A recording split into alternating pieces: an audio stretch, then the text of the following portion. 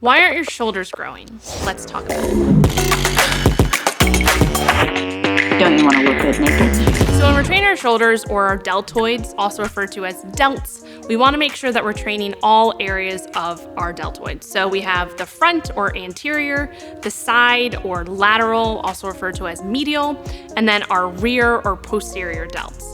So if we're looking to build the best shoulders and make sure that we are, stimulating all areas of the shoulder, we need to make sure that we're incorporating different exercises to train those different areas. So let's start with the front delts. So your front or anterior delts are going to be trained primarily through overhead pressing movements and front raises. So specifically when we're thinking about overhead pressing movements like dumbbell overhead presses, with those, we can actually emphasize the anterior delts a little bit more by making sure that our setup is correct for what we call putting those anterior delts on top. And all of that means is that, for example, if you're sitting down and you're doing a dumbbell overhead press, instead of having the bench at a 90-degree angle, like straight up and down, you want to actually put that bench at a little bit of an incline. So maybe around 60 to 70-degree incline. It does depend on the person and their individual structure. So you're gonna have to play around with that angle a little bit. But the goal is that you are pressing the dumbbells up, and as you're pressing, you're putting the anterior delts as the main mover. You're pressing up, but not bringing your arms out too wide. So we wanna be pressing up more in kind of like a 45-degree angle. That is going to make sure that we are emphasizing the anterior delts and that we're not adding too much shoulder impingement. If you externally rotate your shoulders a little bit too much, you could notice that you start to have a little bit of aches and pains, and that could be caused because you're having a little bit of impingement there. So if you've ever pressed dumbbells overhead, or specifically a barbell overhead, and you're feeling some kind of achiness in there, it's probably because you're not lined up properly for your structure. Another tip with anterior delts is with front raises. If you're doing dumbbell front raises, or I really like cable front raises, making sure that you're actually pulling up in an opposite of a Y direction. That is gonna make sure that we're lining the fibers of the anterior delt up with the motion that we're trying to do.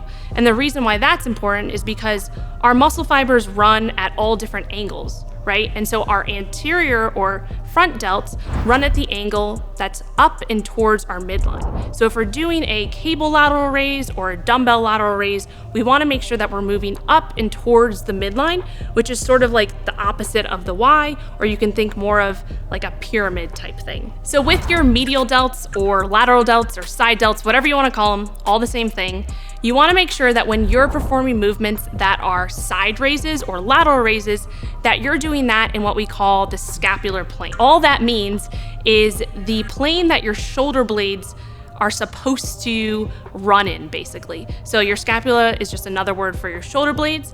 And so you might see, and you might have been taught to do lateral raises straight out to the side. However, that is not going to be as advantageous to put those lateral delt fibers in the best position to get as much tension as possible through the muscle in order to grow as efficiently as possible. So a quick trick is to just think about hinging over at your hips a little bit and raising in what we call that scapular plane, which is just gonna be a little bit out in front of you. So your arm's a little bit out in front of you versus straight out to the side. You can kind of think of a 30 to 45-degree-ish angle in front of you. So that's gonna be a great tip to think about when you're training your medial or side delts, whether you're doing it with dumbbells or you're doing lateral raises, or you're doing Y raises. Y raises are a great movement, something that I've been incorporating a little bit more.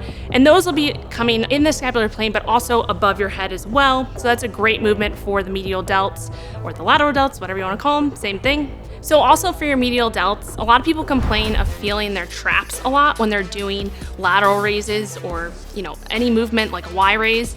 And the thing to realize is that your traps are going to work a little bit there. They're acting as stabilizers. However, to limit as much trap involvement as possible, you really want to think about not shrugging up before you raise up. Instead of shrugging first, think about raising out and up. So I like to think about, okay, I need to raise my hands all the way out to the wall as much as I can versus thinking just straight up and down. Another tip for training your medial delts is to not come all the way down during the movement. So with lateral raises, when you're coming up and you're coming down, don't lose tension at the bottom. That's one thing that people make a big mistake on, and I did it myself a lot, was actually coming all the way down and losing tension at the bottom and then kind of using momentum to bring it back up, or just coming down too far, losing tension, and then having to kind of start the movement over again. The reason that you don't want to lose tension is because we know that the primary driver of muscle growth is mechanical tension. So when you're performing, say, a set of 10 to 15 reps, you want to make sure that you're creating as much tension within that muscle tissue as possible throughout all of those reps. Another thing to think about, and this kind of piggybacks off the last point, is really paying attention to that time under tension. The time that that muscle tissue is under tension, time under tension, or TUT, is very important. So again, with that lateral raise, you don't want to be losing tension at the bottom, because that's really going to be basically starting the movement over again. So you want to stop where you feel the tension basically start to alleviate and then start to come back up. So if you're doing 10 to 12 reps, for example, you should be feeling that muscle work the entire time. You don't want to rest at the bottom, because then you're going to be losing that tension. And then another kind of geeky thing to think about too, and you can think about with your other exercises as well, is that specifically with a lateral raise, when you're just standing here with the dumbbells and you have your hands at your side, there is no tension on your side delt at all. You could literally stand here all day. Your grip is gonna give out and maybe your shoulders are gonna start to feel a little achy, but there's no tension that's being created within that side delt when you're just down here. The reason for that is because your joints are stacked in that position, and so there's literally no force being produced through that muscle when you're just standing here because of gravity, right? So we need to make sure that we're paying attention to that. You wanna be spending time where it's hard, right? And making sure that you're not resting in the places that are actually gonna be taking away from that tension that's building up. Another thing to think about with the medial delts is dumbbell lateral raises are actually not the best exercise, and probably the worst one when it comes to creating as much tension within those medial delts as possible. The reason for that is because, like I said, it's hardest at the top position, and that's really where the most tension is. And yes, you'll feel some as you're coming down, but the tension really falls off. However, if you were to use a cable machine and incorporate movements where you're using cables, you're gonna feel tension a lot more throughout that full range of motion that you're trying to train the muscle tissue in.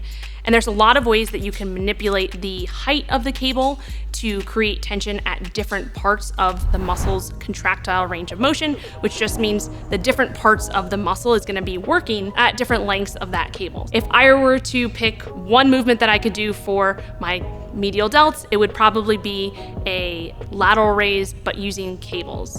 Lastly, with the medial delts, you can, if you only have dumbbells, you can incorporate things like intensification techniques, where maybe we're doing 1 1/4 reps, and that would be spending a little bit more time at the top or where it's hardest. So coming up and doing 1 rep and then coming down 1/4 of the way and coming right back up and then coming all the way down. You can add other intensification techniques such as drop sets, where maybe you are performing a set to failure and then you drop the weight and pick up a lighter weight and then perform as many as you can to failure. That would be considered a type of drop set.